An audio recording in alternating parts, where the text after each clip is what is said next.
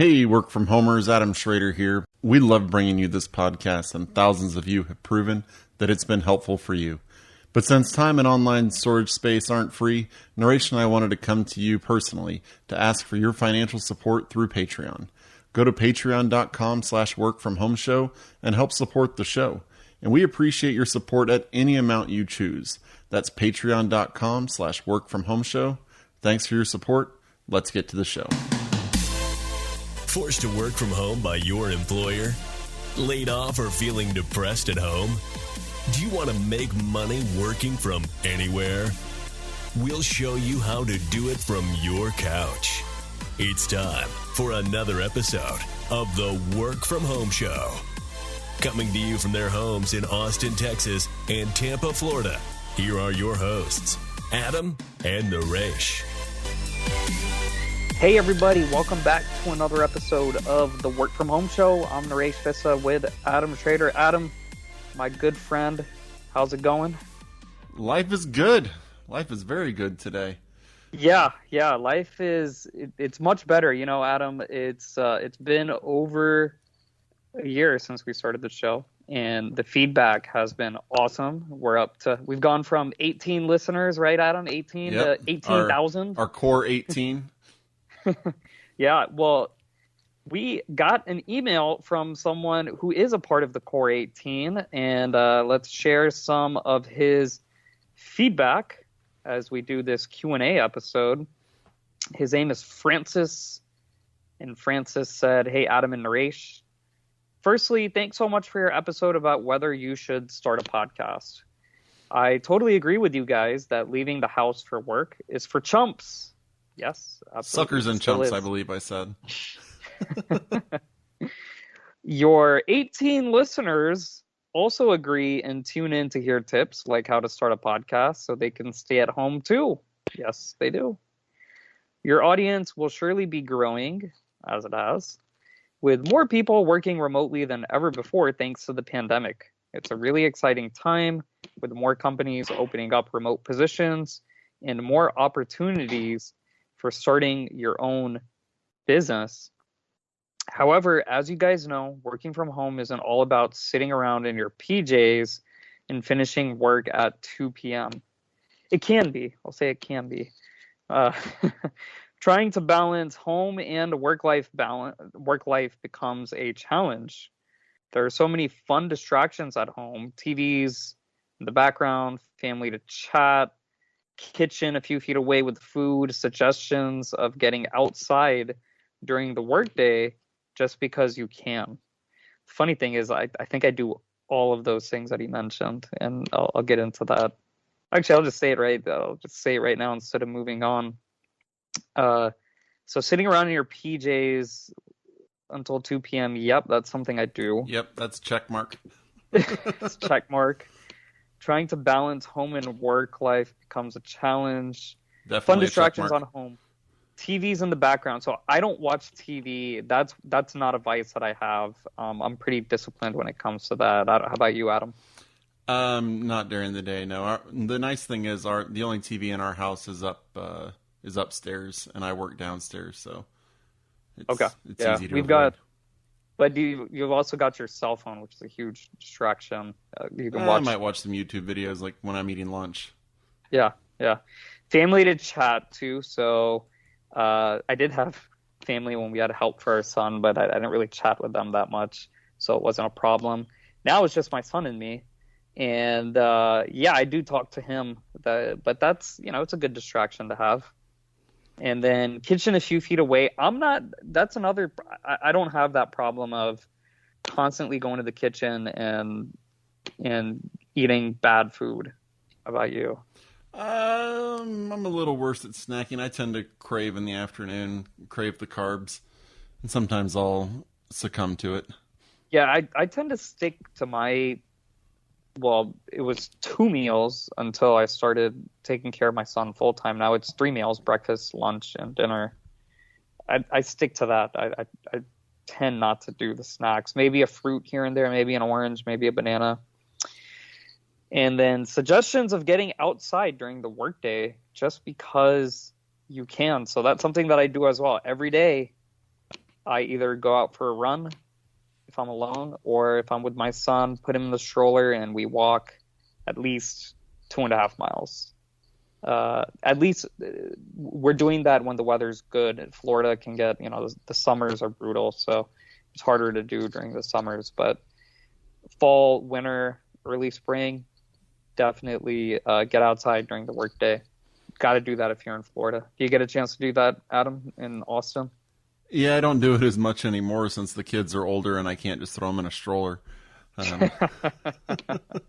So I usually I'll tell them to go outside and play, and then I'll hang outside for a little bit, and then I'll go in and do work. It's nice to be able to trust them to play outside. Is your oldest son, is he old enough to take care of the other three? Not take care, but, be that elderly. Yeah, and I mean, the twins are, old enough now that I can trust them to, go play in the front yard. They know how to cross the street safely if they go to the other side of the street to, chase a ball down or, ride their bike or whatever. Going back to Francis, I'm a freelance copywriter raised in Memphis. Adam and I know about Memphis pretty well, right, Adam? Don't we own multiple I own 3. 5. Well, I own 4 in Memphis proper and 1 in Tunica Resorts, Robinsonville, which is maybe 40 minutes out. It's in Mississippi, but it's considered a suburb of Memphis. And we did check out our previous episodes on real estate investing for more about that. That was towards the end of season 1.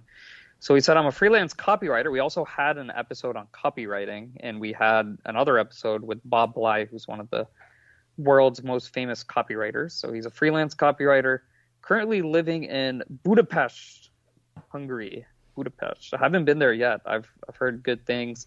Andrew Henderson, who we had on the show in probably middle of season 1, he spent some time in Budapest.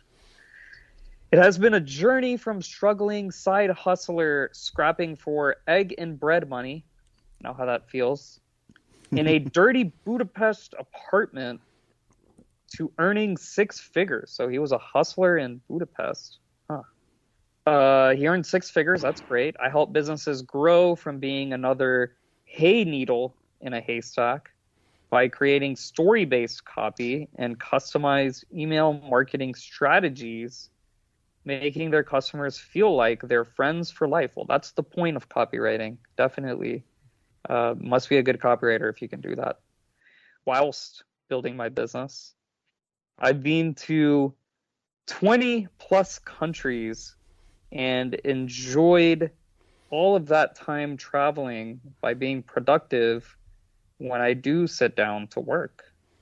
That's pretty good. 20 plus country. I tend to, or pre-pandemic, I was, and even pre-kid, I was traveling probably somewhere every month, but I wouldn't say that many countries. So he's been to 20 plus countries and still taking his laptop with him, working from anywhere. Wish you both continued success. I'll always be a fan of the work from home show. So listener Francis, thanks a lot for that really productive email and for being a fan of our show and for being part of the original 18. That was actually a really good feedback email, right, Adam? Yeah, it was. Yeah. It made me think, the end part made me think about, my travel to Germany for Beer Fest where I took my laptop and, when I wake up in the morning, maybe slightly hungover, I do some work and then get back at it. When you went on that trip, because I remember that, did your in-laws or your parents take care of your 4 kids, or how did you deal with that? Yeah, they stayed with my in-laws because my parents were in Colorado visiting my sister, I think, at the time. Your in-laws had no problem with 4 kids? Well, they kept them. Yeah. Well, when I say problem, I mean your kids were a little older too. Your twins were what, 5 at the time? 4? At the time, 4? They were 4 probably. So 4, 6, and 8. Yeah, it's different if you have a 1-year-old or even a 2-year-old. There's a big difference between a 2-year-old and a 4-year-old. So that's not bad. But anyway, listener Francis, wow, that's a great email. Thanks for taking the time to reach out to us. And guess what, Adam? Guess what we're gonna do? I don't know. I'm just recording. I don't know what I'm doing. I think we'll welcome Francis to the show as a guest because he took the time out to write this awesome email to us. And on the line, we have listener Francis Nayan. Francis, are you there? Yeah, I'm here. Thanks, guys. Thanks for is it welcoming. Nayan? It's Nayan. Nayan. But, Nayan. Yeah. Yep. Well, people have their different pronunciations of it, but Naresh has never experienced any difficulty with people saying his name. Oh yeah, I totally believe that. But yeah, thanks for welcoming me, and yeah, thanks for reading my email. It means a lot. Yeah, Francis Nayan. Actually, you know what? I should have known that because I know someone. I'm Indian. I'm assuming you're Indian because that's an Indian last name. Oh, is it? I'm actually Filipino. Oh, really? Okay, you're Filipino. You're striking out all over the place, Naresh. I'm striking out today. But Nayan, I believe, is also a Hindu. Yeah, it is a Hindu word. So, anyway, welcome to the show, Francis Nayan. Yeah, thank you so much. Now I'm probably gonna have to talk to my parents about the history of my life because I never knew that. So well, I'm actually looking it up now. It can be an Indian Hindu name. It's a lot of different names. It could be Arabic, Bengali, which is Bangladesh used to be a part of India, Hindu. Yeah, so you cover it all. Filipino, Russian. It can even be a Russian name. So mine is being blown right now, but maybe that's why you visited 20 plus countries because your name probably comes from 20 plus different places. I love that. Yeah. So Francis, thanks for reaching out to us, man. We really appreciate it. First off, how'd you find out about our show? Yeah. Well, actually, when I started my kind of work from home, remote work journey, I just went off and Googled a bunch of resources on how to do that. And, I think SEO just works in y'all's favor because, work from home is pretty upfront. And I just found you guys. Exactly. It worked. It worked. So, yeah, I found y'all not too long ago or, a while back, rather. And yeah, you're one of the first 18. Just chiming in and trying to, learn from you guys and see what's out there. So love y'all's work. Thank you. Well, you said are you still in Budapest right now or are you traveling somewhere else? Right now I'm traveling. I'm in Mexico actually at the moment. So, and I've been here for about 2 months now, but my girlfriend and I will probably be heading back likely in the next month or two. We'll see. Back to Budapest. So you do have a place in you're renting an apartment in Budapest? Yeah, I have a permanent residency there. Been there for 4.5 years right now. Why'd you? Oh, wow. What took you there from Memphis? I mean, they're slightly different. Yeah, they're just a little bit. I mean, after I graduated college, my whole thing was, I want to travel the world. I want to go here and go there. And a lot of my friends were talking about doing, teaching English as a second language. And so I dove into that after. Dealing with some personal stuff and whatnot, I got my my certification to teach English abroad. And originally I moved to Barcelona to teach English there in a little primary school. And then my whole plan was to go to different countries and teach there and just kind of live life. And then the second place was Hungary. And I just kind of fell in love with Budapest. The moment I got there, it's just a beautiful place with a lot of beautiful people, and Budapest is such a fun city. Every corner is absolutely stunning, and there's a lot of things to do. And then I never got the urge to leave, and I think even when I was close to leaving because of my work visa with the school I was working with, I was like, I'm just going to fight to stay and see what I can do. But yeah, that was back in 2000, first came to Budapest in 2016 and just haven't left really. You said Budapest has some beautiful people. Did you meet your girlfriend in Budapest or you knew her from college or Memphis? Oh yeah, no, she's totally Hungarian. And so she's one of those beautiful people I met. And, good to know. Yeah, but I think when we started dating, I was already in the process of staying long term.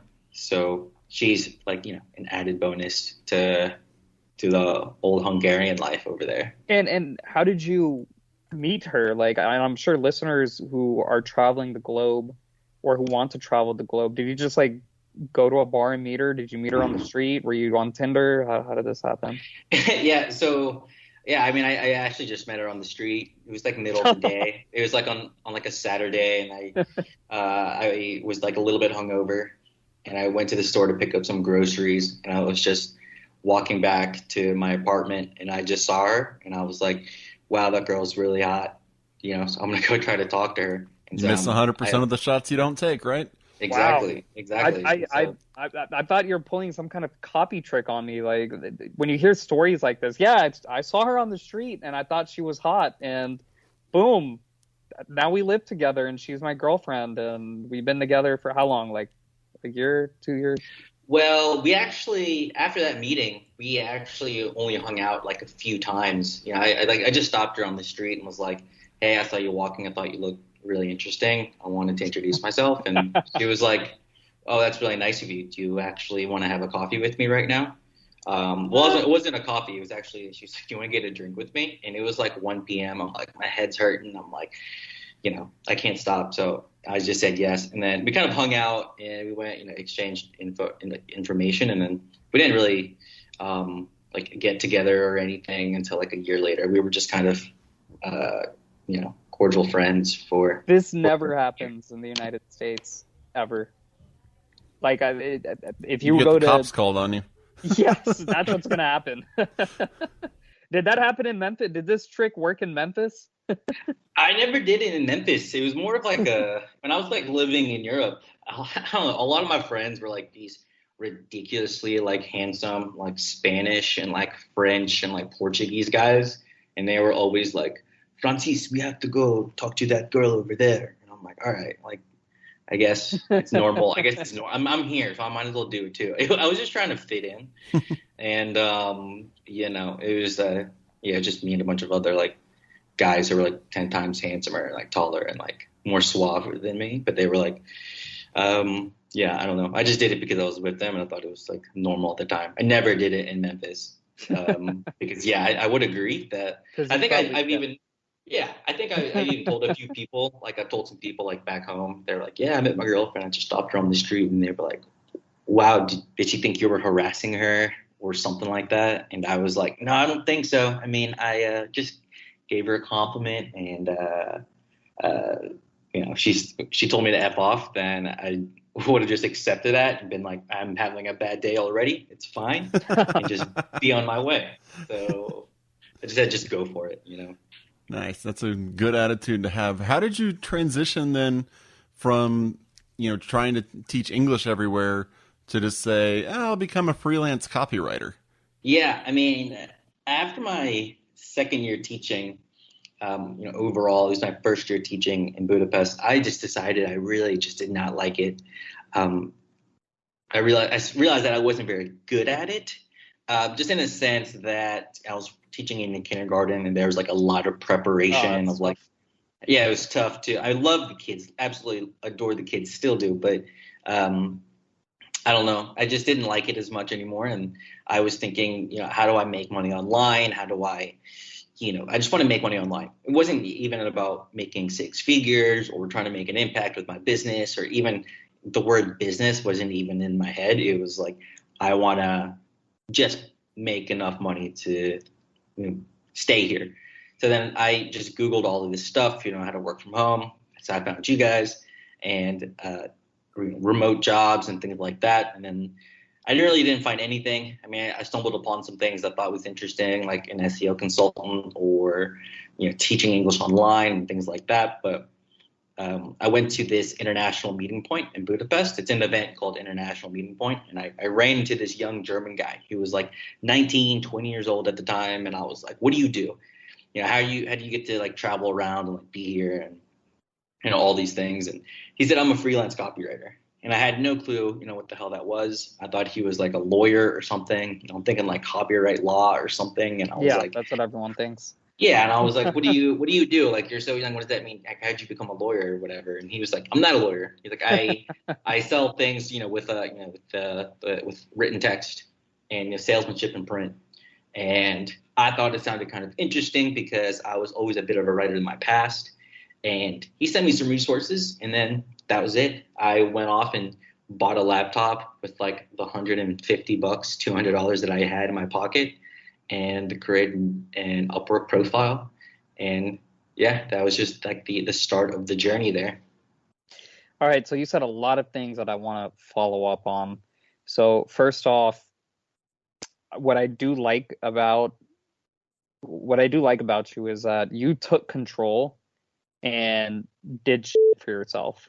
So you not only did you move out, where'd you go to college? Was it also in Memphis, or did you go somewhere else? I went to a small liberal arts college in Mississippi called Millsaps. Okay. So you were in Mississippi. Were you an English major there? No, I was an anthropology major, actually. Okay. And then right out of college, you said you started, you're like, I want to see the world. So would you say like right after you graduated, you moved to Barcelona? No, I had to get clean, actually, because like a little backstory, I had a bit of a small like drug problem. And okay. I actually had an overdose, and then I had to be like completely sober before anyone would let me do anything with my life. So it took me about 9 months after I graduated and all these things to actually make it abroad. Yeah. I mean, that's what a lot of kids, they graduate college. It takes them 9 months to just get over college. Not necessarily the drug problem, but a lot of people, I knew a lot of druggies, addicts, alcohol addicts in college. So yeah, it takes a year. And so you went through that, did the detox, and then you went overseas, and you just became really independent, and you said, I'm just going to go online. I'm going to go on YouTube. I'm going to go on Google. You met this guy, this German guy, and you said, I just want to learn this stuff for myself and do it myself. What did your parents, when you left, did you tell your parents, hey, I'm leaving and I'm never coming back? Like, were they supportive of this, or what did they tell you? Because you were in your mid-20s by this point. Yeah, I was only about 24, I think, when I decided to start I was like 25, I think, when I started my freelance career, and 23 when I first left the States. My parents were just fine with it. I think they were just happy that I was like doing something other than like, getting drugs and getting wasted. And I think they just kind of thought it was, I don't know, they were just fine with it. I always, people ask me that question, and then they think there's going to be something really bad or something like really profound from it. But I literally told my mom, like, hey Mom, I'm going to try to be a freelance writer. And she was like, well, all right, well, good luck. I hope that's I'm happy for you. Yeah, just another thing you need to get out of your system, right? Yeah, she's like, I'm sure this is, I don't really know. Like, I told her, and then she was like, yeah, so have you talked to your sister? Like, how was she? I'm like, all right, thanks for the support, and I absolutely love it.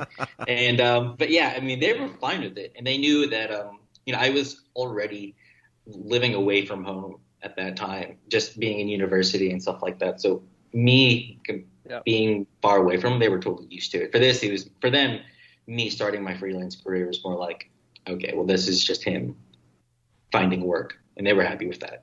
So you got into it. How did you learn? Was it just like trial and error on Upwork? Was it reading books? Was it watching YouTube videos? How did you start educating yourself there?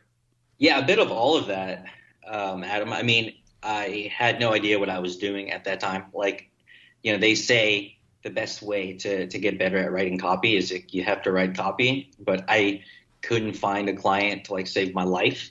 And I remember the first client I got was off of Upwork, and it was on like this $5 blog post around like IT software, which is ridiculous because I knew nothing about IT software. And, when I got paid,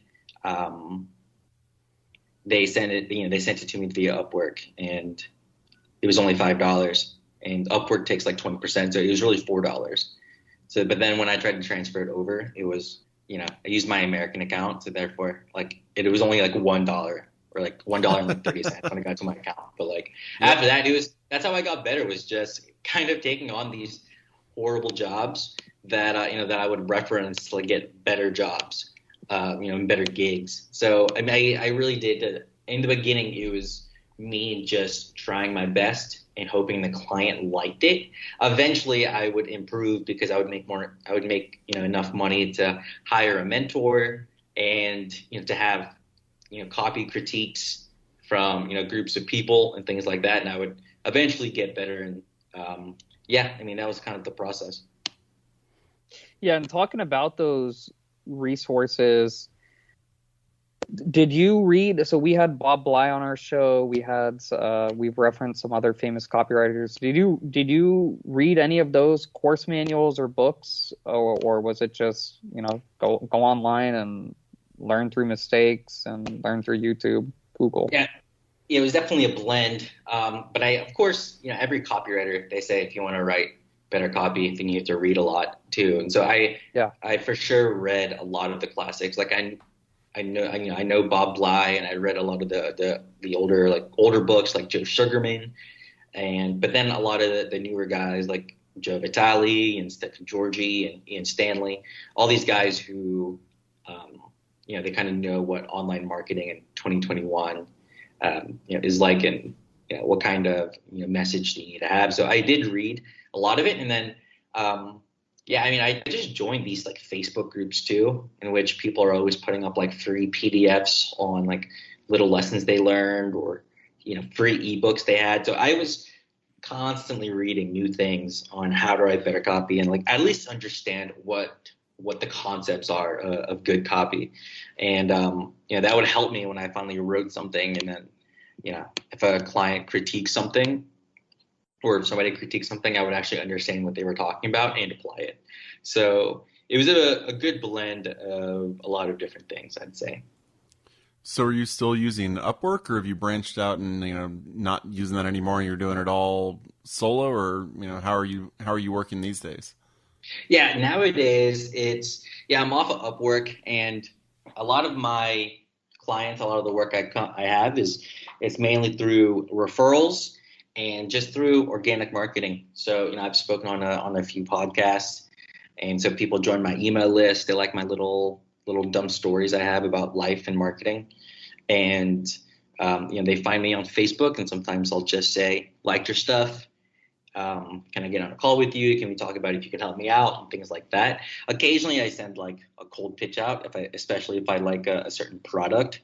If I get like targeted on Instagram or on Facebook or something, and I'm like, oh, wow, that's really cool. Maybe they need someone who can write some good email copy for them or something, which is the vertical of copywriting I mostly work in now, which is email. And so a lot of times, I just do that. Sometimes it bites, and sometimes I get nothing, and I kind of move on. But people kind of find me in different ways, and I think once you get experience, as you guys know, listeners or viewers or people in your network, it just grows because you show up every day.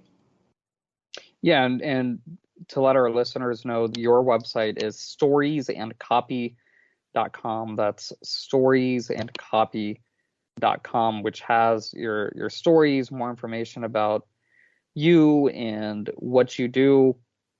I want to talk a little bit more about one of your methods that you share. That's your CASH method, I believe, CASHE, money method of email marketing. Can you tell us what CASH stands for and a little bit more about this money method of email marketing? Yeah, I mean the CASH money method, and I know a lot of people are like hearing this and they're like, it sounds like cash, like CASH, but there's an E at the end there. And this is just my framework of how I go about making more money making more money through the email lists that I manage. And so it's just like a little acronym of copy, automation, segmentation, health, and emotion. And so basically, can you say that again? Can you say that again? It's CASHE. So it's copywriting, automation, segmentation, health, and emotion. Yeah. And so basically this kind of encompasses my philosophy on how to make more money with your email list with, this strategy. So with a blend of having really good copy, having the right automations in place for your business, depending on what kind of business you have, you'll need different automations. The segmentation, so that's the group of people who you send your emails to. Health, which is the list health, so that's making sure that you're landing in the primary inbox and not the promotions or spam folder. And emotion, so that's using the story-driven part of writing good copy. Making sure that the messaging you have in your emails, it evokes an emotion and therefore makes your emails memorable. And in a nutshell, that is the cash money method. And of course, if you use it, then you'll make a lot more money, which my clients do. So it's just like my little framework. It's kind of cute. Someone told me that I should make a framework like that. So I created that one because, I don't know. I think I watched a lot of MTV when I was a kid. So cash money was like in my head. Nice. So what are your favorite tools? Tools of the trade, like what products are you using? What are you seeing as being the most helpful for yourself? I think working from home, I think we mentioned this. I wrote in my email, just like being distracted. One of my favorite things is Brain FM, which is like that binaural beats, like music kind of a generator. So in regards to focus, that's one of the things I really love the most, especially because it has like those little timers, or not really timers, but like each playlist will last like 30 minutes or 60 minutes or like 90 minutes, 2 hours. So I use that to really keep myself like driven and focused for like 30-minute increments. And so that's like one tool that I really love using, because I do like the Pomodoro like method of like 30-minute work blocks and like 5 minutes of rest. And then as a copywriter who like has horrible punctuation and like grammar, I use Grammarly, which has definitely saved me a few times as I do make those mistakes. And it's also a good way for me to be like, sometimes the client, whoever I'm talking to, will be like, oh yeah, that happens to me all the time. So I love using Grammarly. And then also recently Hemingway app, which is like a readability app that can look at your sentences and see if it's like too hard to read, or it can show what grade level that you're writing at. So I use that a whole lot just because they say readability is crucial for making sure your copy sounds good and it reads well, of course. But then other than that, I use. And what grade level? What grade level do you recommend? Third? Is it third? I've heard third grade is where you want to be at. Yeah, I would say third or fourth grade. Really as low as you possibly can. I saw someone, he posted something in some Facebook group where he was like, it's like a level 1. And I was like, is this like did you put like baby words? Like, how'd you even do that? So, as low as you can, level 3 or level 4, those are the tools I use. And I use those things every day. Anytime I write something, I'm usually listening to Brain FM. I'm putting it through Grammarly, using the readability score and things like that. There are like different things that I've been trying to test out. The websites escape me, but it's trying to figure out what are the big buzzwords in a certain industry. Or I like using a place called VidTow, which I can look at YouTube ads and kind of swipe the scripts that they're using. So that's a big one I've been using a whole lot. But there's a lot of like small ones here and there that I use depending on the project. And do you only focus on email, or do you also write like long form sales packages, landing pages, squeeze pages, etc.?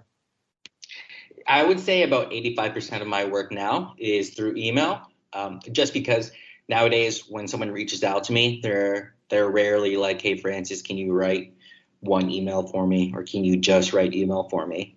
Because a lot of the times they want to know how they can improve it, holistically. So not just the copy. They're like, can you help me with the segments, or can you help me with my opt-in and things like that? But I do occasionally write like a long form sales page, and that's I usually charge a little bit more for that just because I don't do it as much, and it's just part of my package. But I wouldn't say it's been a while since I've written like a big, like 50, 60 page sales letter. I have friends who love doing that stuff, but for me, I'm like, it's a bit of a slog, to be honest. I feel like I'm like, I feel like I'm in that scene, The Shawshank Redemption, where he's like crawling through the crap, like the football fields. That's how I feel like writing a sales letter. So I stick mostly to email. What's your long-term goal here? Are you wanting to get to like 150 countries and just travel around, or are you just going to kind of stick where you've been so far and just promote your online business, or kind of what's your long-term goal? Yeah, I mean, the long-term goal is to travel as much as I can. I would love to reach like 50, 60, 70 countries, within the next few years. I think I was doing pretty well up until the pandemic hit. But it's just to travel around to kind of do what I always wanted to do, which was to meet interesting people, talk to cool people like you guys, see beautiful places, and eat amazing food, of course, and of course, like grow my business as well. I mean, on the business side of things, I partnered up recently with a former colleague of mine, and so we're kind of turning my freelance career into a micro agency, and we're going to try to keep it as micro as possible, just so we can keep up with our lifestyle goals, and we're not totally burned out like 24/7 and things like that. So I would say, that would be it. It's to, promote my business. Eventually, I hope there'll be businesses, maybe, but, and really to teach people how to do it. I have goals of writing longer form content, just little articles or more books, and, just kind of really enjoy just my time running this business and, where it takes me. Your clients, what industry are they in, and what kind of clients do you take on? Are we talking big corporations doing marketing campaigns, or are we talking just small online businesses?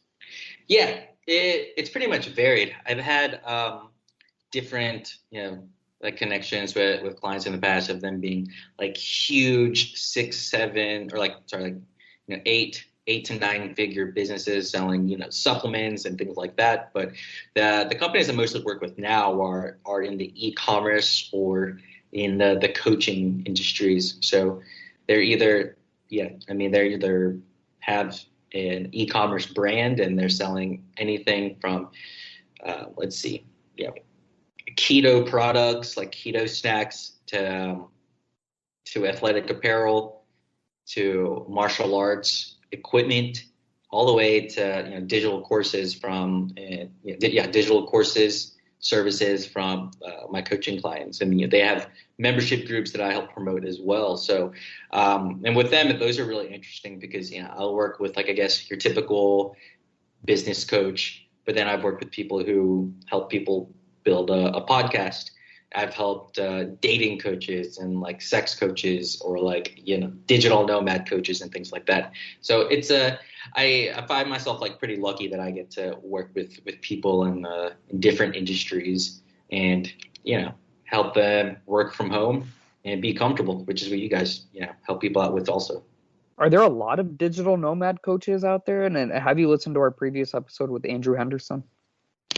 Now, I've not listened to the one with Andrew Henderson yet, but I would say there are a good amount of digital nomad coaches, or at least people who have they use their platform to teach people how to be a digital nomad. I mean, I only know just on the top of my head a handful of people who actually have a program on how to leave your day job and become a digital nomad. So it's definitely a thing out there.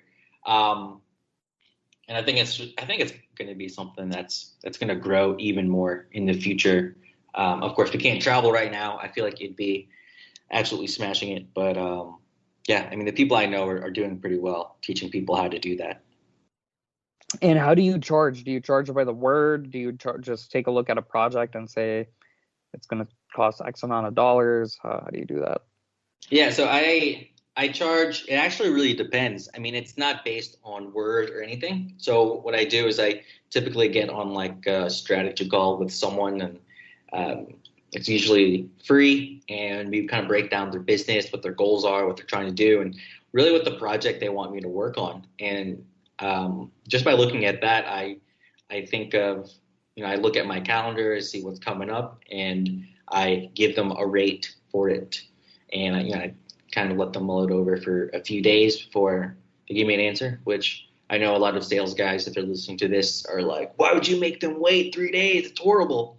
And I don't know, just the way I do things, and it's the way I was taught. So it really depends on the project. So it can cost from anywhere to $3,000 to $4,000 to 10 or 12,000, depending on everything that's included in the package. Right. So you wait 3 to 4 days to give them the rate. Actually, no. Actually, for like the rate, I actually wait like a day, and I usually just work on it like right after the call or in the evening, and I write like a proposal up on everything that's included, and then the number right there. And occasionally, if if I see something that could be done that might have not been mentioned or was mentioned slightly, then I'll throw that in the package as well, and there'll be like 2 different rates. So there'll be some like added bonus stuff that they can add or not. So it gives them a decision on which one they'd rather take. And of course, it doesn't work like all the time. It usually works pretty well because I like to think my calls are pretty good. But I mean, occasionally someone will just say not now, and I would assume they probably weren't going to buy anything in the first place. So usually just give me 1 day and I send that proposal over. Wow. Okay. And then tell us about your routine. How long do you actually spend every day working? Working meaning your strategy calls, copywriting, and tell us a little bit more about your routine. Yeah. I mean, I think all the hustle heads are probably going to hate that I typically only work like 6-7 hours a day at the most. Occasionally, of course, there's that time where I'm working a little bit later and there's things like that, but I try not to go over 7 hours in a day. And that's a full day. That's a full day. That's a full day. But I know a lot of like online business owners that I know, or at least flex their lives on Facebook. They're like, I work 14 hours a day, and I'm like, I think they're lying to me. But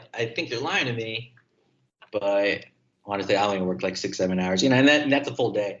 So I mean, my mornings are I stick to a routine that kind of just gets me ready, and I don't like wake up like frantic. So typically wake up early. I'm waking up a lot later nowadays just because I'm traveling, but back in Budapest, I was waking up at like 5:30, making sure that I exercised and did my whole, journaling and kind of going like walks by myself and listening to something while I walk or exercise.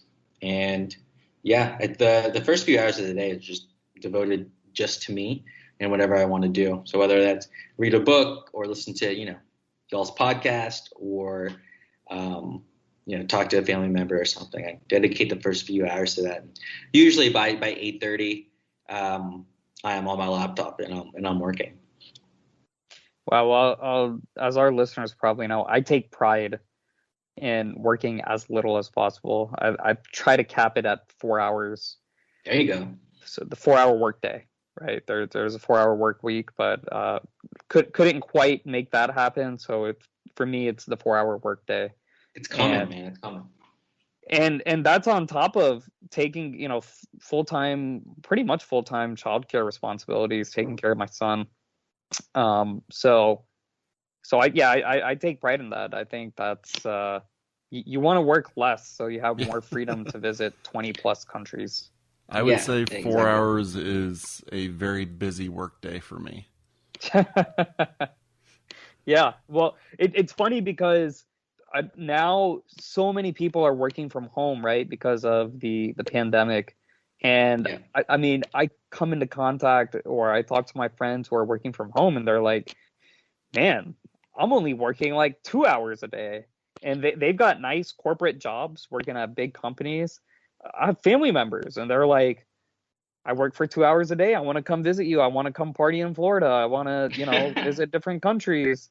And it's funny how when you don't have to go into an office anymore, all of a sudden you're working like 2 hours a day. And I guess I'm working more than the person who has a corporate job.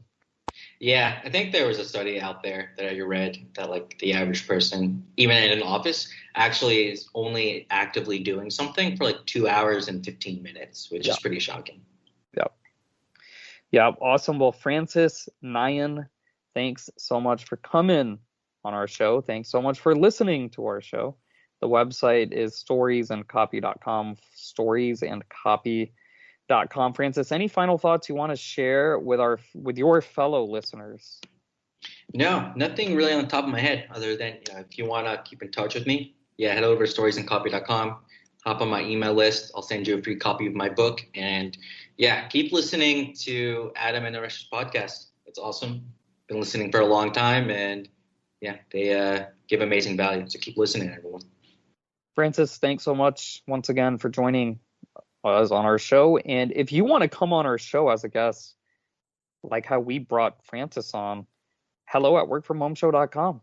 Email us, just like what Francis did. We'll do an entire episode, or if it's a good email like what Francis sent us, we'll do an entire episode around you, your feedback, your story. We'd love to bring you on, your business, promote you. That's hello@workfromhomeshow.com. Of course, as usual, the website is workfromhomeshow.com. If you have any questions, once again, hello@workfromhomeshow.com. We're on Facebook, Twitter, all of the other social media outlets. We're on all the podcasting platforms, Amazon, Audible, TuneIn, Stitcher, Spotify, iTunes, Apple Podcasts, Google Podcasts, etc. And until next week, keep on working from home.